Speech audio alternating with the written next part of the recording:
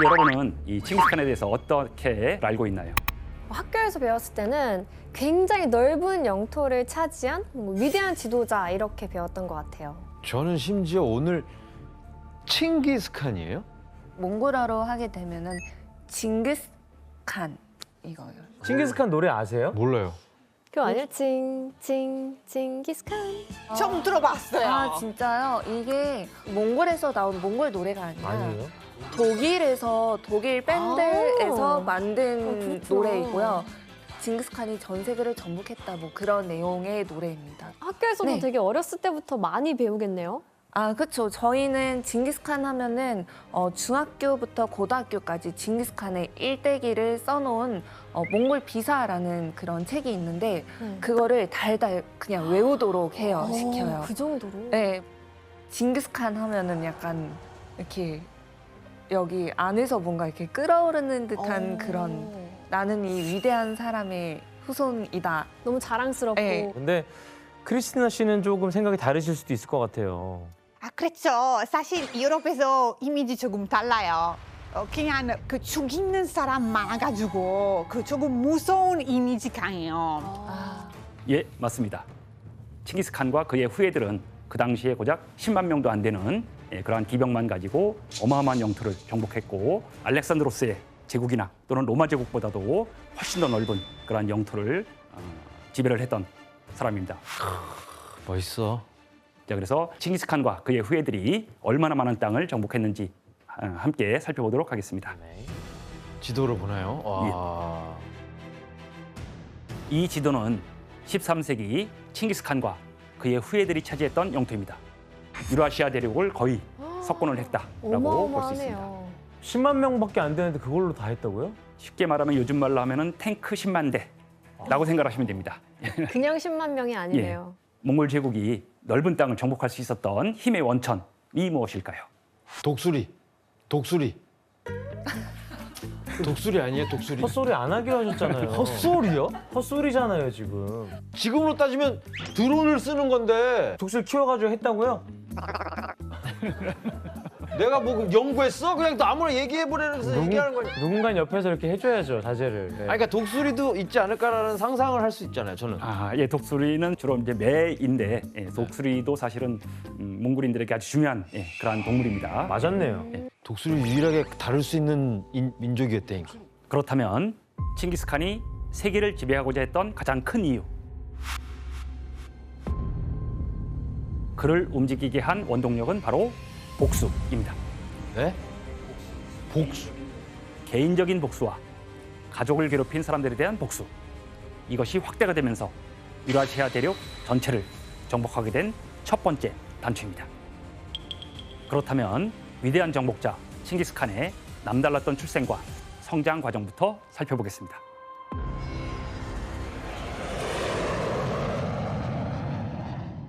칭기스칸의 아버지는 이수게이라고 하는데 그는 몽골 부족 보르지긴의 족장이었습니다. 그런데 칭기스칸의 아버지 이수게이가 여기 메르키트 부족장의 여자를 약탈해 옵니다. 그 약탈해 온 여자가 바로 후엘룬, 칭기스칸의 어머니인 것이죠. 자, 이렇게 아내를 빼앗아 왔는데 이것이 그 당시에 몽골 초원에서는 조금 흔한 그러한 약탈원의 풍습이 있었습니다. 사자도 그러잖아요, 사자도. 사자랑 똑같은 방법이네. 그래서 그 둘 사이에 아이가 생기는데 그 아이가 바로 훗날의 칭기스칸이었습니다. 칭기스칸은 태몽부터 엄청났다고 합니다. 칭기스칸 어머니가 게르 안에 있을 때 천장으로 새어들어온 빛이 그녀의 배로 쏟아졌다고 합니다. 그러면서 이런 소리가 들렸다고 합니다. 이제 내가 임신하면 전 세계의 지배자가 될 아들을 하나 낳게 될 것이다 라고 그렇게 와. 그런 소리가 귀로 들렸다고 합니다. 또 칭기스칸이 태어날 때의 모습을 보고 세상을 정복할 운명을 가지고 태어났다라는 소문이 퍼집니다. 왜냐하면 칭기스칸이 태어날 때 오른손에 핏덩이를 쥐고 태어났기 때문이죠. 어? 핏덩이를 쥐고 태어났어요. 끈적끈적한 그런 핏덩이를 꽉 쥐고 태어났다고 그렇게 얘기를 합니다.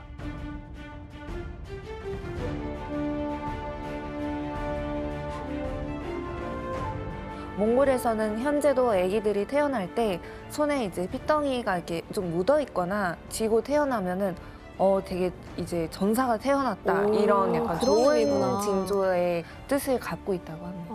네.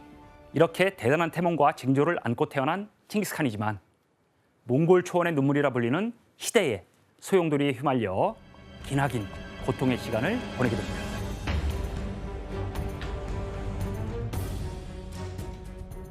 당시에는 다양한 유목민이 존재하는 사이였습니다. 지도를 한번 볼까요? 네. 몽골에는 나이만, 타타르, 메르키트 등 강력한 부족들이 있었고 몽골부처럼 약하지만 각자의 세력을 유지하며 사는 많은 부족들이 대립하고 있었죠. 그래서 유목민들은 살아남기 위해서 격렬한 싸움과 서로 약탈을 해야만 했습니다. 교수님, 그럼 저렇게 부족들이 많은데 저 중에서 칭기즈칸은 어떤 부족이었어요? 바로 칭기스칸은 그 중에서도 약했던 몽골부에 속해 있었습니다. 아, 심지어 적게 시작했네요. 몽골. 그러니까 몽골은 세력이 약한 부족들 중에 하나였고 이 몽골부에서 태어난 칭기스칸은 몽골 초원 자체만을 통일하는 것조차도 쉬운 일이 아니었던 겁니다. 하지만 이러한 몽골 유목민 전체를 위협하는 그러한 외부의 존재가 있었습니다. 칭기스칸이 태어났을 때 거의 몽골 초원의 눈물이라고 할 정도로 어려운 상황이었는데 바로 이렇게 된 이유는 여진족이 세운 금나라 때문입니다. 금나라는 당시 동북아시아의 정치, 경제, 문화의 중심지였고 자원이 풍부해서 잘 사는 나라였거든요. 하지만 금나라를 세운 여진족들은 치열한 야생 속에서 점점 강력해지는 몽골 유목민 집단을 보고 위협을 느낍니다. 그래서 무자비한 방법으로 몽골 유목민들을 압박하기 시작하죠. 그래서 금나라는 이 타타르를 앞잡이로 내세웁니다. 네가 몽골 초원을 통제해. 대신 우리가 너에게 그만큼 대가를 줄게.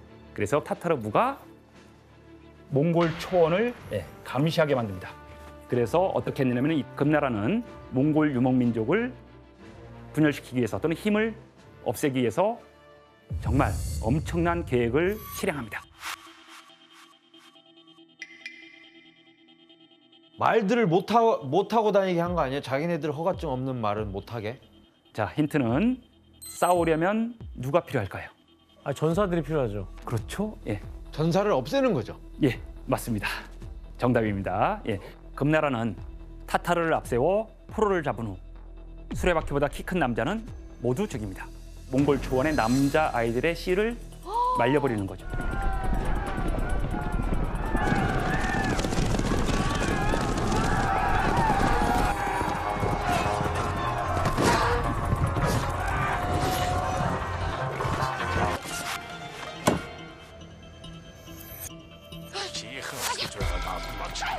거친 야생의 땅 몽골 초원에서 혼란과 분열 속에서 생존한 칭기스칸은 이제 9살 되던 해에 그의 인생에 아주 큰 영향을 끼치는 엄청난 사건이 일어납니다.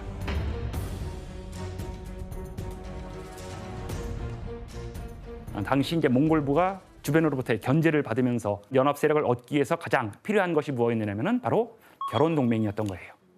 그래서 콩기라트라고 불리는 부족으로 미래의 아내가 될 사람을 찾으러 갑니다. Би чамайг сонгож явлаа. Би зөвшөөрч байна. 그리고 나서 동시에 자기의 후원 세력을 얻게 됩니다. 그래서 몽골의 풍습에 따라 칭기스칸의 아버지는 칭기스칸을 사돈집에 머물게 하고 집으로 돌아가는 길에 적을 만나게 됩니다. 타타르구나. 타타르부를 만납니다. 그런데 타타르부가 이수게이를 잔치에 초대를 합니다. 뭐 술 한잔하고 음식 좀 먹고 가시라고. манай бэлгээ тогтоо мо. 자, 그런데 이게 초원에서 아무리 적이라고 해도 이러한 초대를 거절하는 것은 초원의 룰, 법칙이 아니었던 것이죠. 거의 예. 싸우자. 아, 진짜요? 네. 아무리 적이라도 초대를 받으면은 그 자리에 그 베푸는 음식이나 그런 거는 먹어줘야 되는 그런 풍습이라고 지금도 해야 되나? 그런 게 몽골 게르나 또는 어떤 집안에 방문했을 때 음식을 맞아요. 대접하면은 최소한 맛을 보는 것이 예의입니다. 있었어요. 맞아요. 맞아요. 그거 독타면 어떡해? 예를 들어 독살이라고 하면 술에 독을 타는 경우가 많잖아요. 그래서 여기에 은반지를 껴서 이거를 해서 만약에 반지가 색깔이 변하면은 아 이거는 독술이다 해서 바로 이제 안 먹는 그런. 맞아 이런 거 네. 있어가지고 예전에 맨날 계란찜 먹을 때 숟갈 변해가지고 엄마 보고 독 탔냐고. 형이요? 네. 그랬던 적 많아요. 아 네네. 타타르족은 몰래 술에다가 아유. 독을 넣었고 집으로 가는 도중에 몸이 불편해지면서 결국 집에 가서 이제 죽게 됩니다.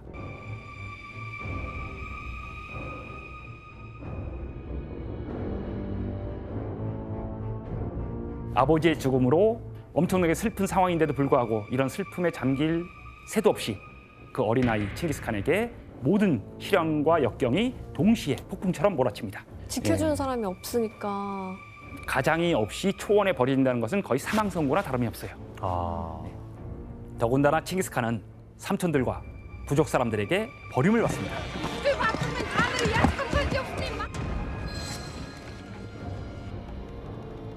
모든 것을 빼앗긴 칭기스칸은 포로 생활까지 하며 긴 고난의 시간을 보내게 됩니다. 그런데 이 사람은 포로가 된 상황에서도 살아남기 위해서 끊임없이 기회를 엿봅니다.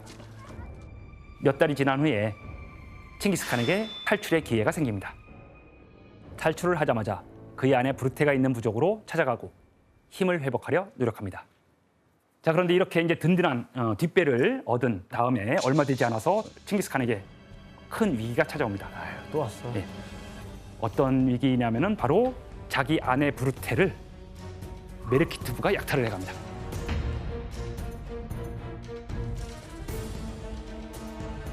자기 엄마도 메르키트에서 빼앗아온 거 아니었나요? 그렇죠. 거기에 대한 복수죠. 아 메르키트가 복수한 거야. 아내를 다시 또 잃게 되었죠. 예, 그래서 자기 아버지의 의형제 테레이트부의 옹칸이라고 하는 사람을 찾아갑니다. 그리고 칭기스칸이 같이 메르키트부를 공격하자. 내 의형제의 아들이 찾아왔으니 내가 네 청을 들어주겠다. 조력자가 있었구나. 태무진과 옹칸 그리고 여기에 태무진의 의형제 한 명이 또 참가를 합니다. 어릴 때부터 태무진과 의형제를 맺었던 자무카.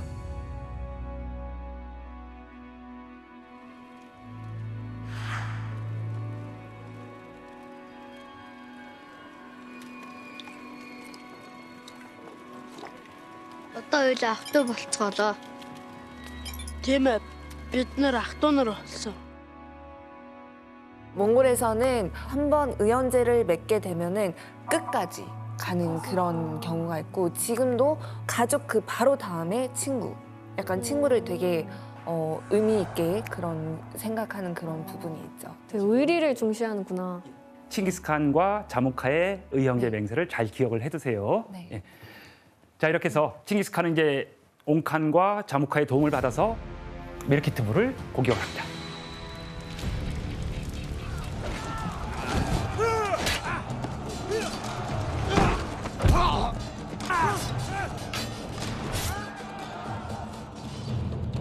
칭기스칸은 자기 부인을 찾아옵니다.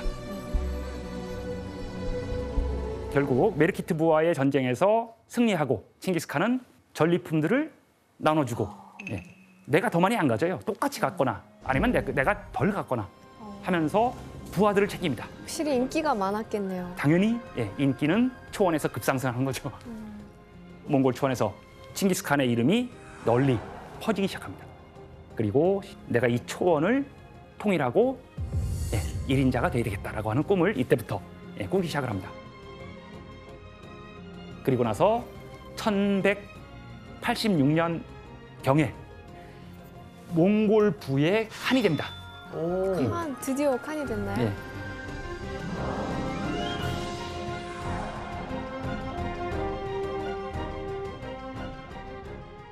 그런데 칭기스칸이 이제 칸이 됐다는 그러한 소문이 돌자 의형제였던 자무카가 묘하죠, 느낌이. 질투하나?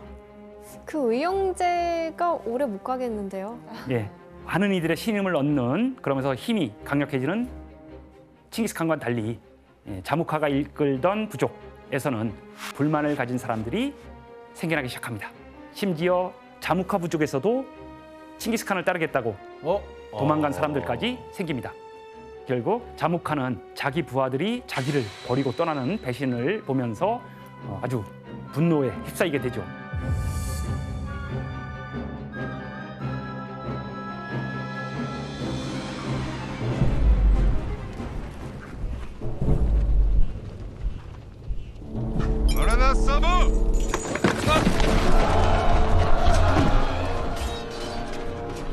결국 칭기스칸과 자무카 사이에 전쟁이 일어나게 되는데 1차 전쟁에서 자무카가 이깁니다. 이게 또? 예, 자무카가 이겨요.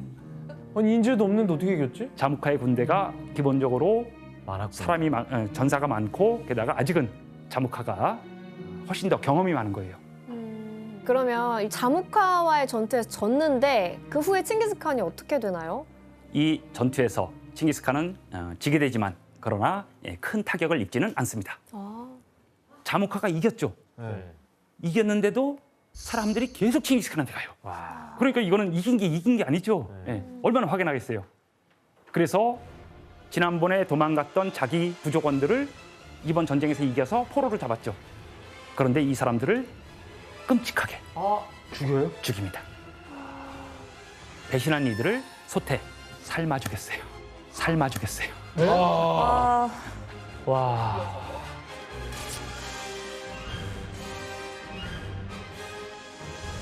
물을 끓여서 그 사람들을 소태 집어던져서 그 뜨거운 물 그냥 살짝 닿기만 해도 초원에서도 이런 방식의 처벌은 정말 드문 일이었죠. 이 사람에게 충성을 할 사람이 많아지겠어요? 아니면 마음을 접는 사람이 많아지겠어요? 나도 언제 삶아질지 모르고. 맞습니다. 두렵고 그래서 자무카는 내부에서조차 인기와 신뢰에 큰 타격을 입게 됩니다. 자, 이렇게 되면서 이제 칭기스칸이 몽골부를 통합해 나가면서 세력을 확장을 합니다. 이렇게 되니까 어떻게 되겠어요? 주변에 있는 세력들이 가만히 놔둘 수가 없죠. 또다시 자무카 세력과 두 번째 또 대결이 벌어지게 됩니다.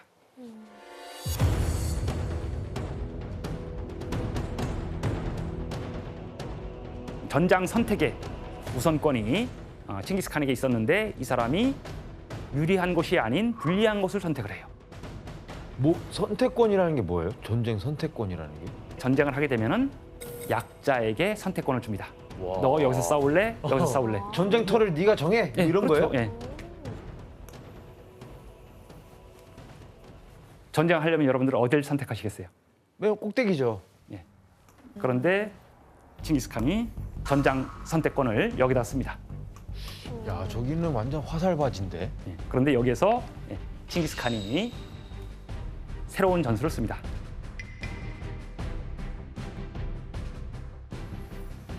이 산을 불태우나? 아니요, 사방을 다 막아버립니다.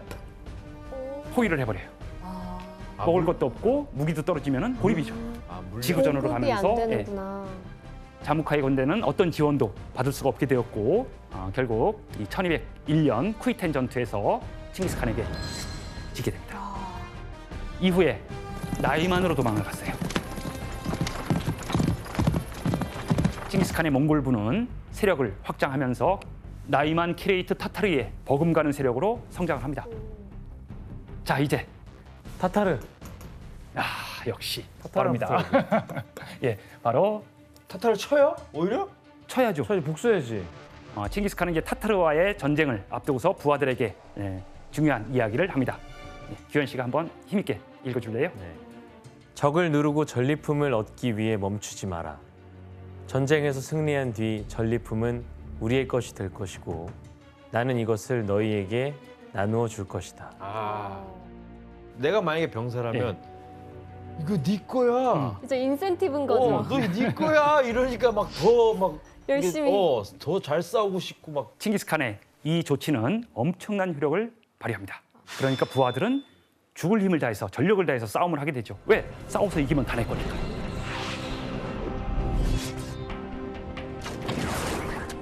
결국 1202년 타타르와의 전쟁에서 몽골부가 승리를 거둡니다. 그리고 자무카와의 결투에 타타르를 물리친 칭기스칸이 케레이트마저도 복속을 시킵니다. 특히 패배한 후에 자신의 편이 되지 않겠다고 선언하는 사람들에게는 철저하게 파멸을 시킵니다. 네. 성인들을 완전히 멸족을 시켜야지 복수당할 위험에서 벗어날 수 있다는 것을 이미 체험을 했던 것이죠. 자, 이렇게 해서 이제 칭기스칸이 이 나이만과의 전쟁에 이를 갈고 있었어요. 왜냐하면은 자기의 의형됐던 자무카가 패하면서 나이만으로 도망을 갔어요. 그런데 몽골부는 사실 수적 열세였기 때문에 칭기스칸이 또 기발한 아이디어를 냅니다. 여기서 문제를 내겠습니다. 네. 긴장되네요. 예, 맞춰보세요.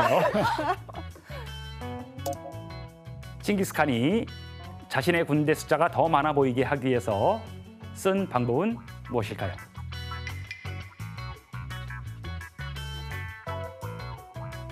아, 난 너무 쉬울 것 같은데 이거. 해보세요. 정답 허수아비 아니야? 허수아비?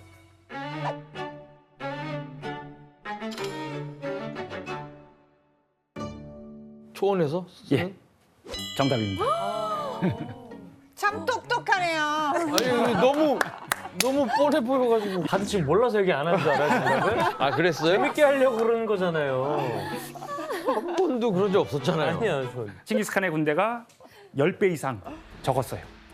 그래서 결국 예비마에다가 허수아비를 안치고 심지어는 말꼬리에 나뭇가지 같은 것을 묶어서 막 뛰어다니게 만듭니다. 그래서 더 많은 군사가 있는 것처럼 그렇게 상대방을 현혹시키는 거죠.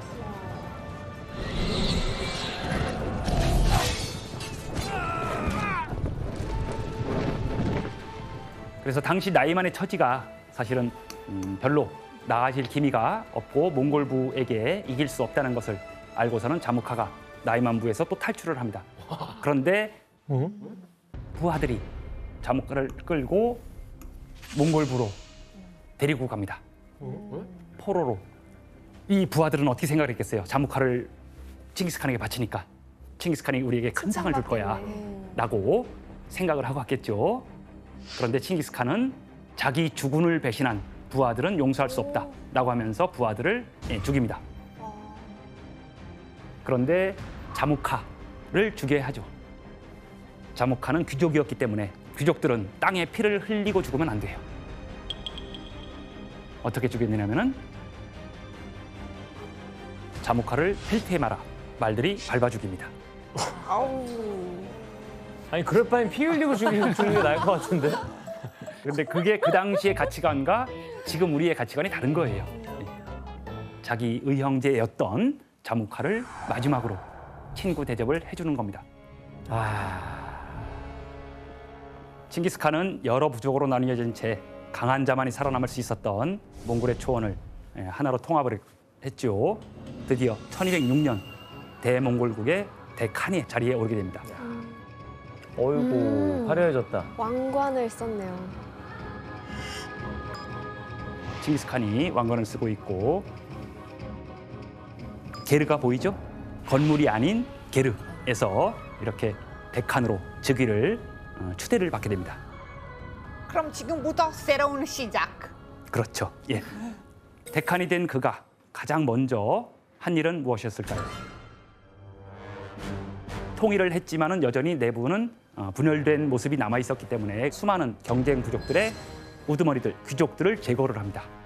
그리고 시족, 부족 단위의 몽골 초원을 다 해체를 시키고 다시 재편성을 해요.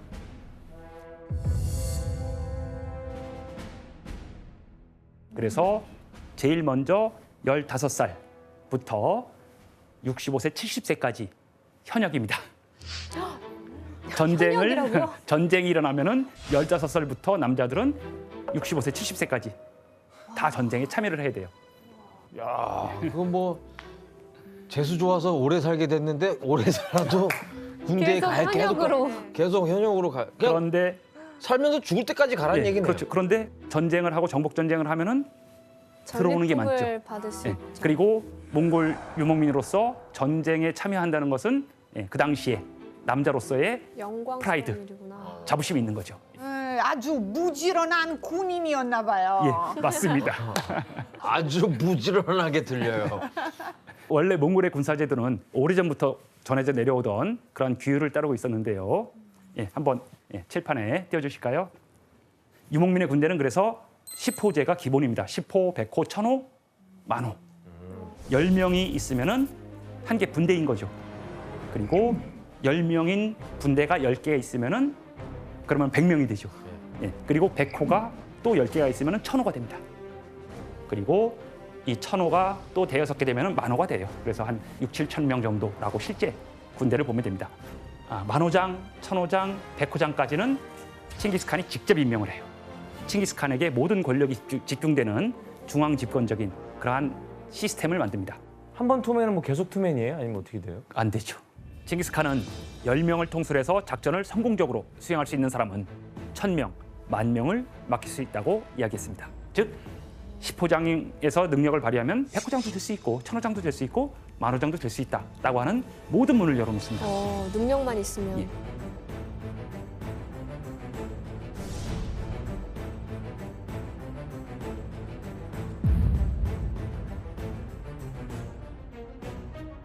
우리가 볼 때는 비록 조금 단순해 보이지만 강력하고 무자비한 예케자삭이라고 하는 법을 만들어서 민심과 군대를 장악을 합니다.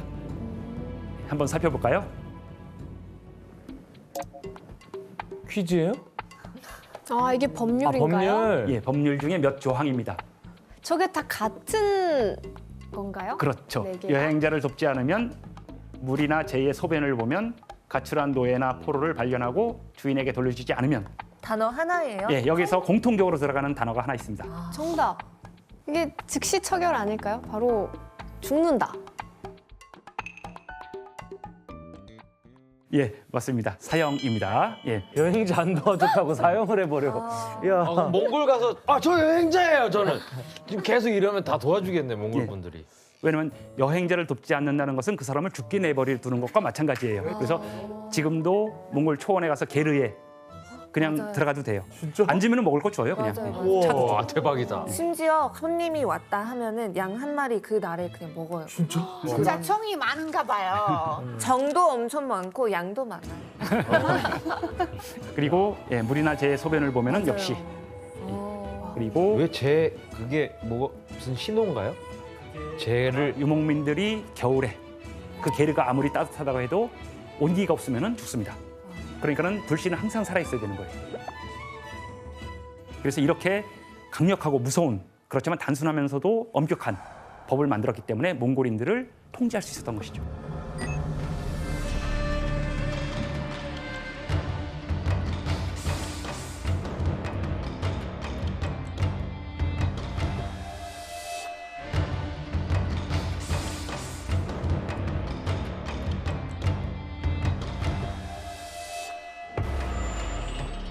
칭기스칸은 분열된 유목민을 몽골 제국으로 통합한 다음 정복 전쟁에 나섭니다.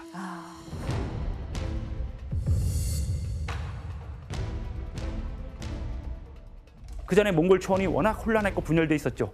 그러면 어떻게 돼요? 사람도 많이 죽었고 가축도 부족해지고 먹을 것도 부족해지고 많이 부족했죠.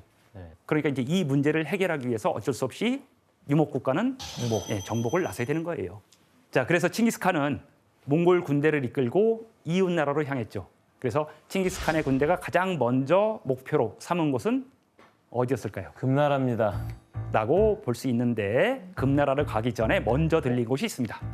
딴 데로 갔어요? 왜냐하면 금나라와 연합할 가능성이 있는 나라가 또 있었어요. 지금은 요만큼이 몽골이에요. 그런데 여기를 먼저 가야 되는데 이 금나라와 손을 잡을 위험이 있는 서하. 탕구트, 서하. 그리고 탕구트에는 특히 실크로드라고 들어보셨죠? 예. 네, 실크로드의 길목이었기 때문에 재화가 풍부했어요. 그러니까 여기를 공격해서 이제 금나라와 싸울 준비를 하는 거죠. 그래서 결국 이 탕구트는 칭기스칸에게 항복을 할 수밖에 없죠. 왜? 이길 수가 없었으니까. 그래서 낙타, 비단, 곡식 많은 공부를 바치고 탕구트의 왕의 딸을 칭기스칸과 혼인시키기로 약속을 합니다. 서하, 서요까지 점령한 칭기스칸은 드디어 본격적으로 금나라와 전쟁을 시작합니다. 당시에 금나라는 여러분들이 생각하는 것보다 훨씬 강력한 나라였어요. 정주 농경도 알죠, 초원의 유목 사회도 알죠, 심지어 수렵, 어로까지 복합 경제를 가지고 있던 나라예요. 그리고 중국의 화북 지역을 차지하면서 엄청난 세금을 거두면서 강력한 나라로 금나라는 비교할 수 없이 부유한 나라였기 때문에 금나라를 정복하는 순간 아시아에서 이 지역에서 탑에 오르는 거죠. 이제는 근데 복수가 아니네요. 예, 이제는 복수를 넘어서서 동아시아에서 패자가 되는 것이 꿈이 커진 거죠. 이제 욕심이 생겼어요. 예, 맞습니다. 9만에서 한 12만 정도의 정예병을 탱크 9만 대, 10만 대, 12만 대가 간다고 생각해 보세요. 엄청난 속도로 두두두두거리면서 초원이 땅이 울리면서 오면은 쓰러집니다. 그냥 말로만 가도 다 쓸리겠는데요? 말로만 밟아도? 그런데 이제 이 금나라는 성벽을 쌓고 그 안에서 식수와 식량을 공급받으면서 버티기 전술로 가는 거예요. 그래서 칭기스칸이 새로운 전술을 씁니다. 또 알 것 같아. 옛날 배운 것 같은데 이거? 이거를요? 아니에요? 그지? 얘기해 그거 아니야? 보세요. 투척기 같은 거. 투석기? 아, 투석기. 아닙니다. 그때 어떤 전술을 썼느냐면은 밖에서 진을 치고 있으면서 금나라 측에다가 이상한 제의를 합니다. 제비 10,000마리를 잡아서 보내주고 고양이 1,000마리를 잡아달라. 그러면 우리 포위 풀고 물러나겠다. 아, 이거 뭐. 심리전이죠. 그런데 이거를 이제 금나라 지휘관은 쟤들 이상하네. 확인을 해봐야 되겠어. 그래서 포로를 잡아다가 신문을 합니다. 근데 이 포로가 이미 예정된 포로였던 거예요. 잡히기로 돼 있던 포로예요. 그래서 포로가 가서 우리 몽골 사람들이 지금 배고파서 먹을 게 없으니까 먹으려고 한다. 그렇게 거짓말을 해버린 거죠. 그러니까 금나라에서는 그래? 와, 잡아서 보내줬어요. 제비와 고양이로 뭘 하려고 그랬지? 여기서 문제를 내겠습니다. 칭기스칸은 적에게서 받은 고양이와 제비로 금나라의 성벽을 무너뜨렸다. 그가 금나라를 무너뜨린 방법은 무엇일까요? 아니 난 감이 안 오는데. 정답. 예, 지원 씨. 제비와 고양이를 훈련을 시킵니다. 예, 그래서 고양이가 제비를 타고 성벽을 날아가는 거예요. 점프를 낙하를 해서 다시 가는 거는 맞습니다. 어떤 용도로? 아, 정답. 그거 잡느라 다들 쳤을 때 치고 들어가는 거 아닐까요? 예, 아닙니다. 아니 몽골 사람도 못 맞추면 우리가 어떻게 맞출 수 있을까요? 맞아요. 제비와 고양이에게 공통적으로 있는 것. 꼬리. 예, 자, 꼬리까지 나왔습니다. 정답. 꼬리에 불 같은 걸 붙여가지고 보내요. 예, 정답입니다. 아. 헝겊을 묶어서 불을 붙여서 고양이와 제비를 놔주면 어떻게 되느냐면은 이 고양이와 제비가 귀소 본능이 있기 때문에 다시 자기 집으로 날라 들어가고 성벽을 넘어서 들어갑니다.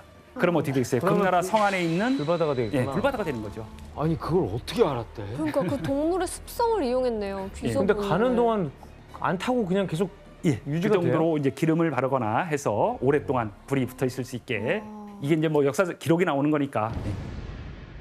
몽골군은 제비와 고양이의 습성을 이용해 금나라 성안을 불바다로 만든 다음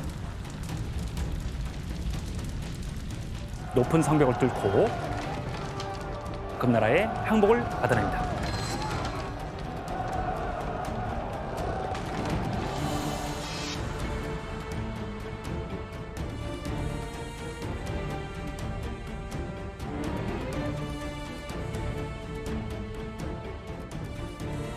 그래서 이제는 몽골 초원과 주변을 지나서 더 큰 세상으로 말발굽을 돌리게 됩니다.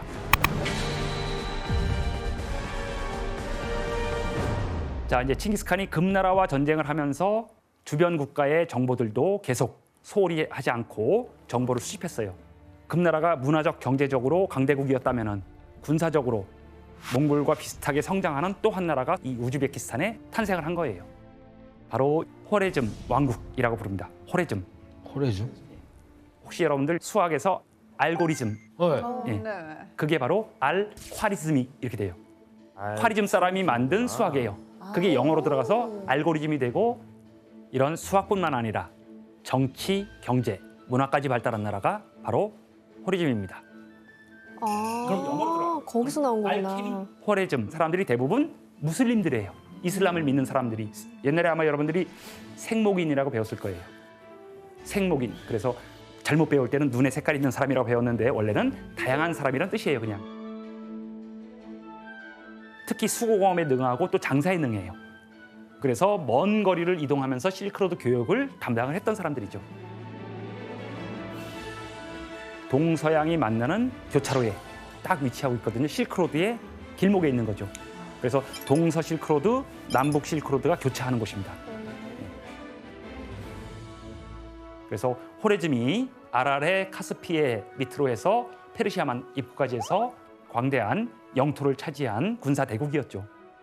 이게 어느 정도냐면 오늘날의 이란, 아프가니스탄, 우즈베키스탄 등에 걸친 엄청난 영토가 모두 호레즘이 통치하던 땅이라는 겁니다. 그 당시에는 칭기스칸이 탕구트 점령했죠. 금나라 정복했죠. 그다음에 서요는 그 이전에 이미 몽골에게 자발적으로 복속했어요. 예. 왜냐면은 알거든요. 뭐 싸워봐야. 유목민들이 통합되면은 우리가 목표라는 걸 알아요. 그러니까 밟히기 전에 먼저 우리가 너희들에게 세금을 바치겠다. 그러나 우리를 보호해달라. 그럼 저 호레즘을 정복하면 이제 유럽으로 갈 수 있는 거네요? 그렇죠. 발판이 되는 거죠, 여기가. 칭기스칸은 이제 정복뿐만 아니라 실크로드 교역에도 관심을 가지기 시작해요. 그래서 칭기스칸은 교역하자라면서 사신단을 보냅니다. 호레즘 군주에게 내 이야기를 전해라. 나는 호레즘과 싸움을 원치 않는다. 그리고 전리품을 양도해줄 준비도 되어 있다. 그리고 군사들에게까지도 또는 상인들에게도 호레즘에게 적대적인 행동을 절대 하지 말라. 평화롭게 교역하면서 필요한 것들을 서로 주고받자라고 보냈죠. 와. 그런데 사실 그건 표면적입니다. 아, 실제로는 숨은 뜻이 있었죠. 호레즘 왕국의 군사력이 강력하다는 정보를 입수한 칭기스칸이 싸움을 피하고 사신단을 통해 교역 정보만 가져가려던 속셈이었죠. 그런데 여기에서 이 호레즘의 무하마드 샤 왕도 칭기스칸의 그 속뜻을 간파한 거예요. 그래서 어떻게 했느냐면은 사절단을 몰살을 시킵니다. 와. 사절단을 몰살을 시킵니다. 와. 가지고 온 선물을 다 몰수를 해버려요. 한번 해보자 이거죠. 네, 그렇죠. 왜냐면 여기도 군사 대국인데 네. 몽골의 사신을 죽인 것은 사실은 전쟁 선포예요. 그러니까는 몽골에서 다시 한번 네가 잘못했다고 한 번만 하면은 내가 군대를 일으키지 않을게. 그런데 그 사신단을 또 죽입니다. 예.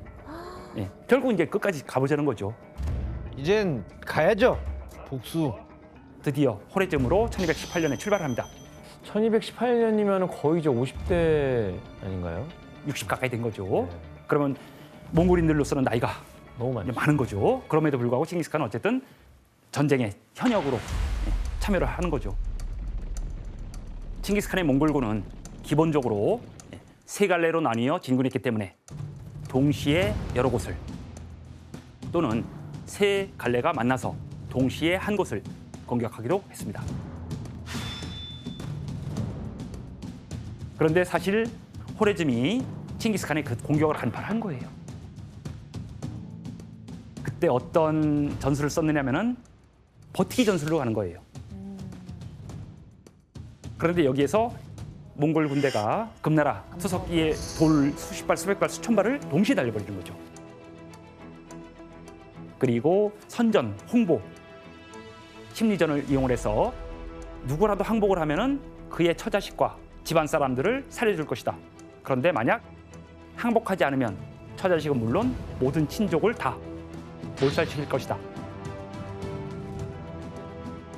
공포심을 불어넣는 거예요. 그래서 그냥 아예 싸울 의지가 없게끔 만드는 거죠. 호레즘의 많은 지역들은 칭기스칸에게 자발적으로 복속하는 곳도 많이 생깁니다. 왜냐면 살아야 되니까. 항복한 지역은 약속대로 목숨을 살려주지만 반대로 항복하지 않은 도시에서는 초토화시켜버려요.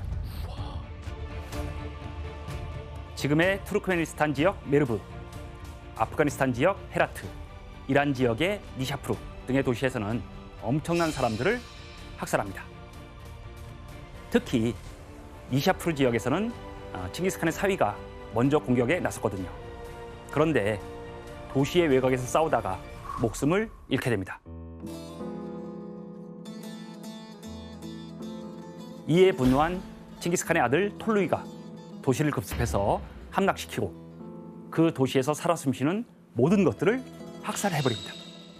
모두 불태우고 시민들은 물론이고 개와 고양이까지 모조리 죽였다고 합니다. 사실은 이슬람 측의 역사 기록에는 100만 명 단위로 죽였다고 기록이 나옵니다. 그리고 칭기스칸은 호레즘에 보낸 자신의 사신들을 처형했던 인물 이난축에게도 아주 호된 복수를 합니다. 바로 눈과 귀에 뜨겁게 녹인 은을 부어 죽이는 벌을 내리게 됩니다.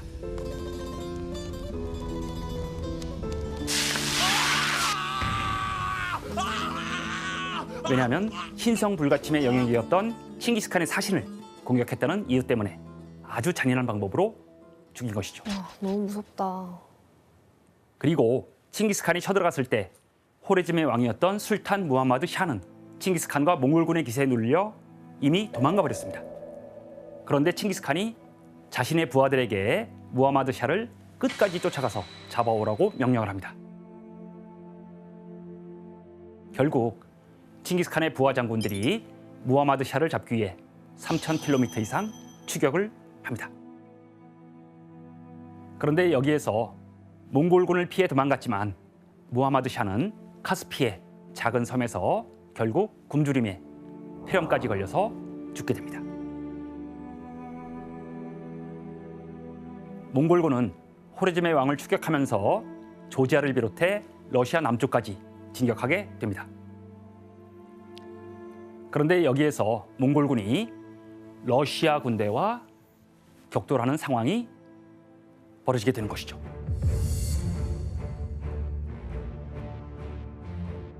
러시아 연합군은 5만에서 8만이었지만 당시 몽골 군대는 2만 명이 채 안 되는 그런 군대가 온 상황이었죠.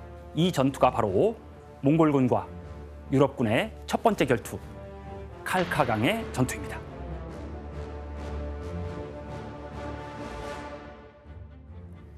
호레즘의 왕인 무하마드 샤를 잡기 위해 몽골군은 남러시아 초원 정찰을 나서게 됩니다. 단순히 정찰과 현지에 대한 정보 수집을 하러 간 것이었죠. 그런데 몽골군의 출현에 러시아가 깜짝 놀란 거예요. 혹시 자신들을 공격하는 건 아닐까라고 오해를 하고 연합군을 모아서 칼카강 부근에서 먼저 몽골군을 공격하게 됩니다. 그런데 몽골군은 이미 전쟁에 특화돼 온 사람들이죠. 그래서 적은 숫자의 군대이긴 하지만은 러시아 연합군을 가뿐하게 무찔러 버립니다.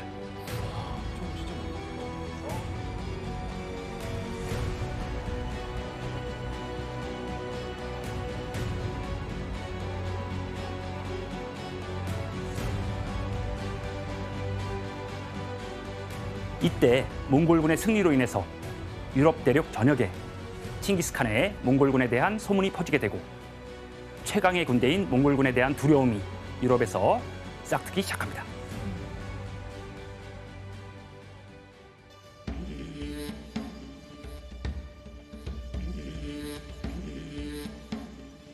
몽골군이 패배를 모르는 전쟁에는 귀신, 귀재라고 할 수 있는 칭기스칸의 병법이 있습니다. 과거로부터 이어져 내려온 유목민의 독창적인 병법이에요.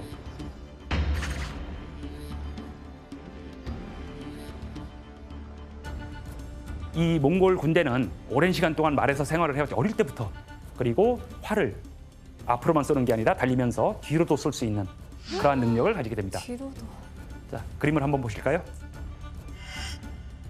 진짜 뒤로 쏘네요. 와. 너무 신기하다. 대단하십니다. 와. 말이 없으면 삶이 아니었죠. 초원을 다닐 수가 없잖아요. 그래서 등자가 발명이 돼요. 등자가 있으면은 두 손을 놓고도 말을 잡을 수가 있어요. 와, 근데 그러면은 몽골군은 그냥 활로만 거의 싸운 거예요? 그 몽골군이 싸울 때 이제 말 위에서 활만 쏘는 게 아니라 단검도 있고 그리고 마름쇠라고 있는데요. 4개의 갈고리가 있는 건데요. 이건 어떻게 사용하냐면 달리면서 뿌려요. 그럼 상대방의 말들이 그거를 밟으면서 말은 쓰러뜨리고. 이거는 근데 몽골에서만 사용이 됐던 게 아니라 아예 그때 당시 전쟁 시대에 유럽에서도 많이 사용이 저 됐다고. 맞아요. 저런 거 아니, 도로에다가 뿌려놓으면 도망가는 자동차들 예. 타이어 터지라고 맞습니다. 뿌리는 거예요. 그렇죠.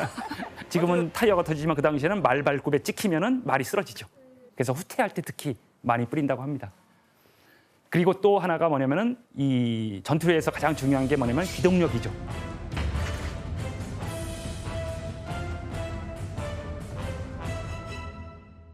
우리가 전쟁이라고 생각을 하면 항상 보급 부대가 생각이 나죠.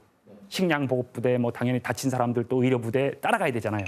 그런데 몽골에서는 보급 부대가 필요가 없는 것이죠.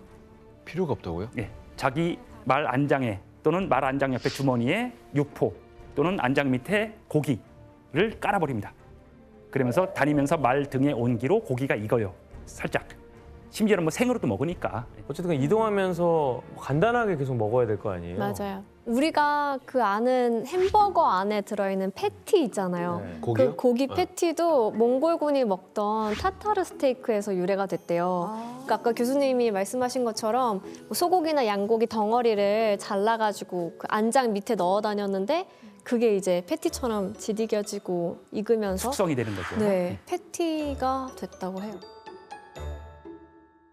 그리고 또 몽골군들은 내가 타는 말 이외에도 예비말을 같이 데리고 다닙니다. 한 서너 마리에서 대여섯 마리까지. 말이 그만큼 많나 봐요. 예.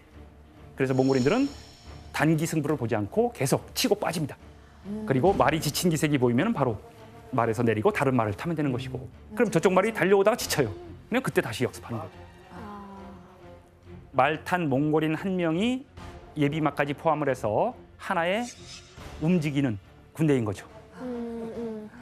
그리고 그들이 전쟁에서 잘 싸울 수 있었던 또 다른 이유는 강력한 법입니다.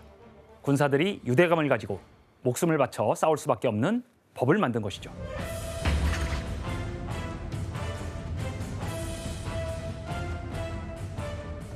여기서 또 하나의 문제를 내겠습니다. 네. 몽골군이 목숨을 바쳐 싸울 수 있게 만든 칭기스칸의 강력한 법은 무엇이었을까? 그 내용을 말하시면 됩니다. 강력한 법. 정답. 가족들을 그거 하는 거예요. 인질로?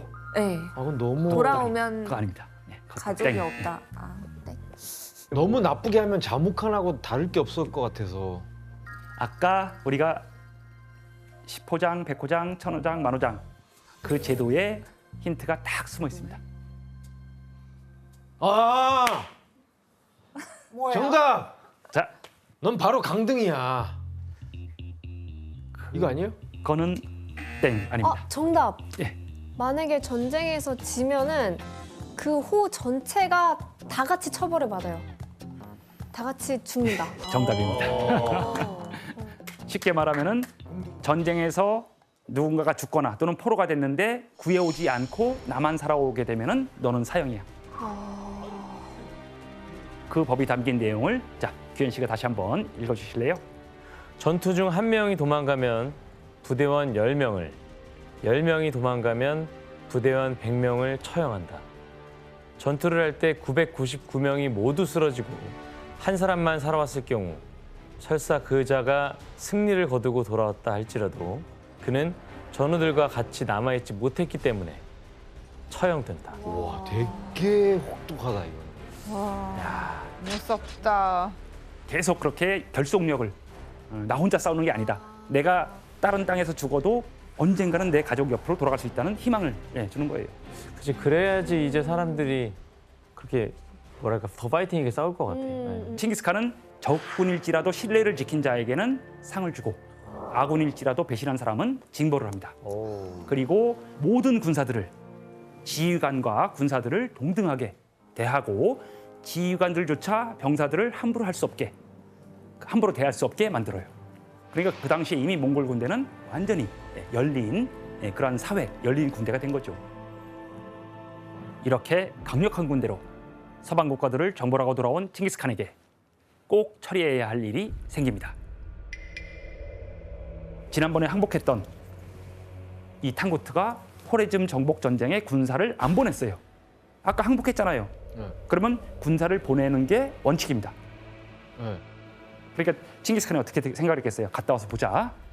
그래서 결국 26년에 탕구트 원정을 떠납니다. 또 가요. 끝내시고 바로. 이거 가만히 냅뒀더니 안 되긴 그럼요. 하면서 그런데 바로 이 탕구트의 반란을 진압하던 칭기스칸에게 엄청난 시련이 닥쳐오게 됩니다. 바로 이 칭기스칸이 서하 반란을 진압하다가 말에서 떨어져서 다칩니다. 말에서 떨어져서 다칩니다. 탕구트 원정에 직접 참전한 칭기스칸이 전투용 말이 부족하다는 이야기를 듣고 직접 야생마포에게 나서게 됩니다. 그런데 놀란 야생말이 칭기스칸에게 돌진하게 되고 이에 칭기스칸이 말에서 떨어지게 됩니다. 그리고 결국 다치면서 그다음에 고열에 시달리고 결국은 자신의 죽음을 이제 직감을 하게 되죠. 이때 이제 칭기스칸의 나이가 이미 60살이 넘었거든요. 그래서 칭기스칸은 이제 후계자를 지목하고 유언을 남깁니다. 자, 제가 여기서 문제 하나를 내겠습니다. 네. 칭기스칸이 죽기 전에 자기 옆을 지키던 아들들, 후계자들에게 어떤 유언을 남겼을까요? 정답.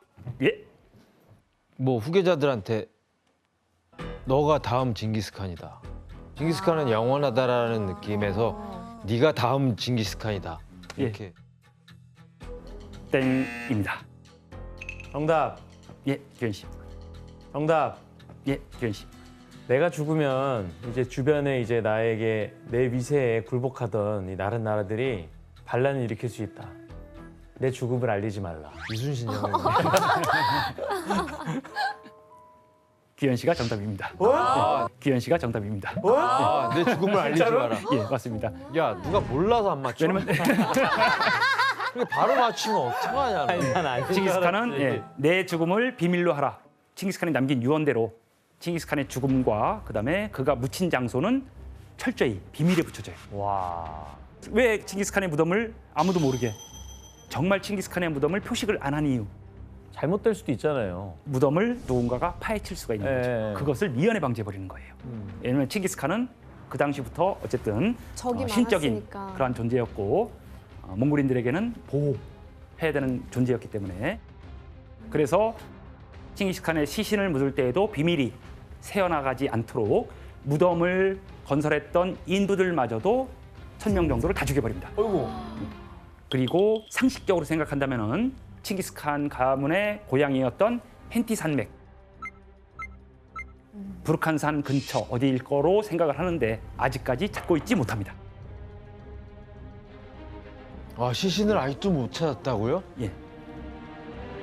저희 몽골 사람들은 또 그 들은 이야기가 있는데요. 칭기스칸이 이제 그 시신을 땅에 묻은 다음에 그 위에 흙을 엄청 넓게 뿌린 다음에 수만 마리의 말들을 밟게 했어요. 또 거기도 밟았네. 네. 밟아요.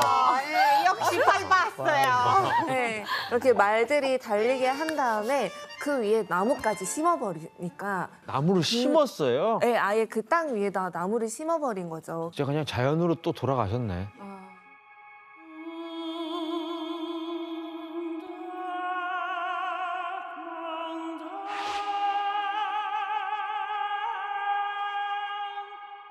평생 몽골 제국을 위해 싸운 칭기스칸.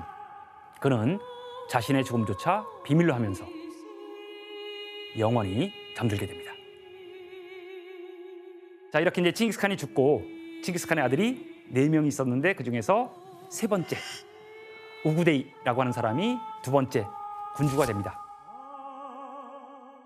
말과 칼로 그리고 화살로 전 세계를 누빈 칸의 후예들, 그 시작을 칭기스칸이 시작했다면은 이제 아시아를 넘어서 동유럽, 서양까지 제국의 영토를 넓힌 거는 바로 우구데이 때부터 시작을 합니다. 아, 그러면 징기스칸 때가 아니네요. 예. 그래서 세계 정복으로 나아간 것은 사실은 칭기스칸이 아닙니다.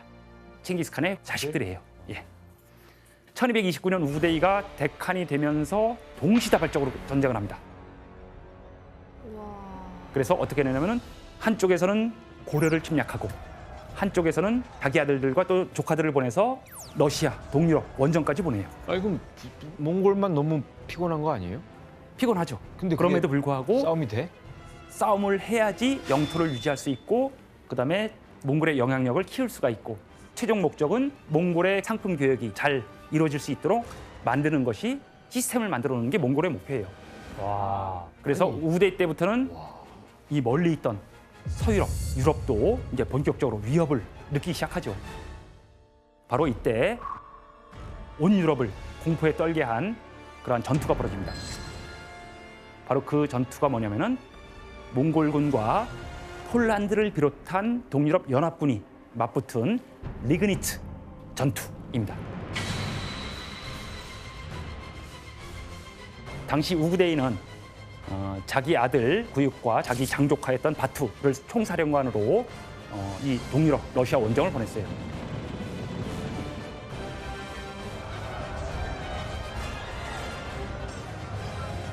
몽골군은 신속한 기병대와 강력한 공성무기들로 무장한 몽골 군대는 남러시아의 도시들을 손쉽게 정벌할 수 있었습니다.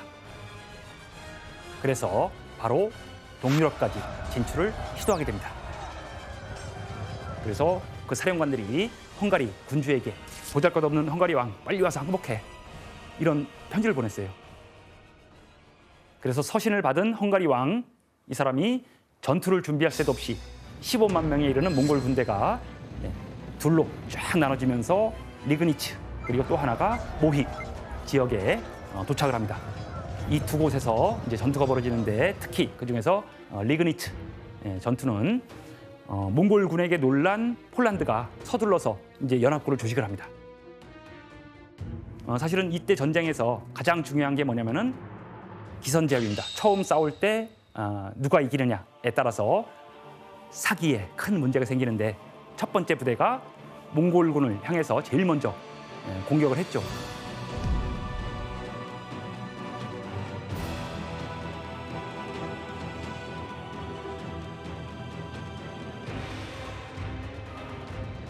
이때 이제 몽골 군대 기병들이 막 말에서 떨어지고 죽고 그러자 유럽 군사들이 더 저돌적으로 공격을 하면서 결국 몽골 군대는 꽁무니를 빼면서 도망가는 거죠. 그러니까 유럽 기사들은 무서운 기세로 이제 도망치는 몽골군을 추격을 하는 거죠. 그런데 여기에서 이진까지 몽골 군대를 같이 쫓아간 거예요. 이게 사실은 스키타이, 흉노 이래의 유목민들의 고전적인 전술이죠. 약하게 보이고 도망가는 거예요. 그럼 어떻게 돼요? 적군이 와 하면서 쫓아오는 거죠. 적을 속인 다음에 이제는 도망가면서 뒤를 돌아서 아까 봤던 파르티안 샷을 뒤돌려 쏘기를 합니다. 이때 몽골 군대는 그 화살 촉에다가 독까지 발라서 비처럼 화살 수십 발, 수백 발, 수천 발을 동시에 날려버리는 거죠. 이렇게 되니까 어떻게 되겠어요? 쫓아오던 헝가리와 폴란드 연합군들이 다 쓰러지는 거죠. 그 당시에 이러한 연합군과 몽골 군대의 전투 장면이 있는 그림을 잠깐 보실까요? 여기에 보시면은 문장이 있는 방패를 들고 있는 쪽이 헝가리 폴란드 연합군입니다. 그리고 왼쪽에 몽골 군대가 지금 화살을 쏘고 있죠. 그리고 나서 나중에 연합군 군대가 이제 완전히 전멸한 그림으로 남겨놓은 그 당시의 장면이었던 거죠. 이렇게 이제 전쟁에서 결국 이제 몽골 군대가 승리를 거두게 되고 그리고 그때 유럽 연합군, 헝가리 폴란드 연합군의 지휘관의 목을 잘라서 창에 꽂아 들고 행진을 했습니다. 그 다음에 수많은 포로들을 잡아서 사실 오른쪽 귀를 잘라서 희생자의 수를 셌는데 그 수가 자루로 9부대 그렇게 기록에 나옵니다. 그래서 동유럽, 서유럽 사람들이 저들 지옥에서 온 놈들이야. 그러니까 더 공포에 질리는 거죠.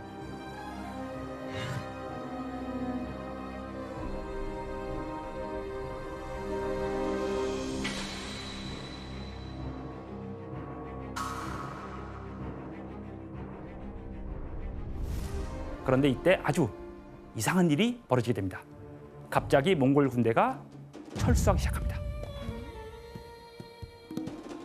계속된 승리를 이어가던 몽골군은 오늘날 오스트리아 빈 지역까지 갔다가 돌연 모든 전투를 접고 퇴각하기 시작합니다. 왜 그랬을까요? 예. 왜냐하면은 바로 1241년 12월에 두 번째 대칸인 우구데이가 사망합니다. 오, 빨리 돌아가셨네. 자기 아버지는 거의 60세 중반이 돼서 죽었는데 이 사람은 40대 초반에 죽게 됩니다. 그게 이제 거의 다 과음이라고 보시면 돼요. 자, 어쨌든 이렇게 해서 우구데이가 죽은 이후에 그 아들인 구유기 칸이 되고 그다음에 칭기스칸의 막내 아들 톨루이의 아들이 대칸이 됩니다. 그리고 1260년에 쿠빌라이, 그 동생인 쿠빌라이가 몽골 제국의 5번째 대칸으로 즉위를 합니다. 그래서 우리는 그 사람을 원세조라고 배웠던 그 사람이 바로 쿠빌라이 세칭칸입니다. 그래서 이제 쿠빌라이는 결국 1279년에 남송을 정복하면서 중국 영토 전체를 장악을 했는데 이제 딱 50년 동안 오늘날 본다면은 중국 그리고 러시아 일부, 우크라이나, 이라크, 이란, 카자흐스탄, 우즈베키스탄, 독일의 일부, 폴란드, 헝가리, 동유럽까지 여기가 다 그냥 편하게 말하면 몽골 제국의 영토가 된 거죠. 아니 이렇게만 보면 무슨 지구의 반 같아요. 우리나라 비교해 보면은 진짜 아니 저 크기면 네. 지구 반이에요. 신대륙 빼고는 지금 다 거의 몽골로 보면 돼요. 이 당시에는 뭐 신대륙을 잘 몰랐으니까 어마어마하네요. 그래서 몽골어로 하면 다이위안 케메쿠 이크몽고로스 이렇게 돼요. 대몽골국. 바로 이때 모두를 다 길을 만들어 놨어요. 동서남북을. 바로 이 시기에 여러분들이 이제 다 알고 있을 바로 마르코 폴로라고 하는 사람이 쿠빌라이 때 몽골 제국으로 오게 되죠.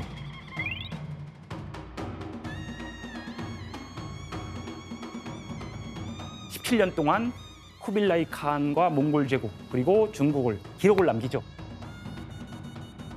마르코 폴로 베네치아에서 왔던 분인데 조금 그 많이도 배우고 쿠빌라이 칸도에서 같이 몇 년 살면서 그때 다시 이태리 들어와가지고 책 썼어요. 그 책이 바로 우리가 동방견문록이라고 알고 있는 세계의 기술이에요. 원래는 세계의 기술인데 우리가 이제 동방견문록이라고 이미 번역돼서 알고 있기 때문에 그런데 어떻게 그렇게 멀리 떨어진 이탈리아에서 중국까지 올 수 있었을까? 다 그 루트를 닦아놔서 그런 거 아니에요? 예, 맞습니다. 실크로드를 몽골인들이 다 연결을 했어요. 그게 이제 교통과 통신 네트워크를 다 연결을 시켰어요. 지금으로 말하면은 다 지하철을 깐 거예요. 그러니까 실크로드를 다 관리하는 거죠. 개방을 했네 예. 그냥. 그리고 없으면 못 사는 말을 이용해서 새로운 시스템을 만들어냅니다. 물론 그 이전에도 일부 있었지만 광범위하고 지속적이고 체계적인 역참을 만든 것은 우구데이 칸 때 처음이에요. 이 역참이라고 하는 게 뭐냐면 과거에 국가의 명령이나 그다음에 공문서를 전달하고 외국 사신을 맞이하고 전송하고 접대하는 이러한 모든 일을 위해서 마련된 호텔 시스템이지 체인 시스템이에요. 바로 이 역참에서 우리가 많이 사용하고 있는 단어가 만들어집니다. 야참. 그건 아니고요. 바로 한참이란 단어입니다. 역참이라고 그랬죠? 그 참이 여기에 있고 여기에 있어요. 여기서부터 여기까지가 한참이에요. 아, 한참 가야 된다. 예, 한참 그런 가야 된다. 말이구나. 그래서 지금도 여러분들이 혹시 북경역에 가면은 북경역이라고 안 쓰여 있습니다. 베이징 짠이라고 써 있죠. 그래요? 참으로 써 있어요. 그게 바로 역참할 때 참자예요. 몽골어의 잠이라고 하는 단어가 한자로 들어간 거예요. 그리고 원래 몽골 사람들은 다민족, 다부족 국가예요. 그래서 여러 민족들, 여러 지역에 대한 기존 권력들의 정치적인 권위, 또 그들의 문화, 습속, 언어를 모두 인정을 해줍니다. 또 종교 문제가 없었어요. 모든 종교를 다 공인했으니까 우와, 진짜요? 억지로 바꾼다고 바꿔줄 수 있는 게 아니에요. 그러니까 그냥 인정해주고 나한테 복속만 인정을 해. 그리고 세금만 조금만 내. 예. 그래서 결국은 13, 14세기에 유라시아는 동쪽 끝에 한반도부터 시작해서 서쪽 끝에 지중해 세계까지 다양한 언어와 문자를 통해서 상호, 소통, 교류를 하게 됩니다. 그래야지 어떻게 돼요? 대여행의 시대라고 불립니다. 이 끝에서 저 끝까지 동시에 한 사람이 가는 거예요. 뭐 어떻게 보면 칭기즈칸 덕분에 글로벌 시대가 열렸다고 볼 수도 있겠네요. 그렇다고 볼 수 있습니다. 예. 그래서 지금까지 이제 우리는 칭기스칸을 야만적인 정복자 그리고 피해 군주라고만 알고 있었는데 사실 그는 굉장히 합리적이고 그다음에 민주적인 정치를 추구했던 사람이었죠. 그리고 실제로 그랬고 적들에게는 공포의 대상이었지만 나중에 세계사에 끼친 영향은 긍정적인 면도 있고 부정적인 면도 있다. 우리가 그래서 조금 더 객관적으로 역사를 또 인물을 평가하면 좋겠다라고 하는 것이 오늘 강의의 요점입니다.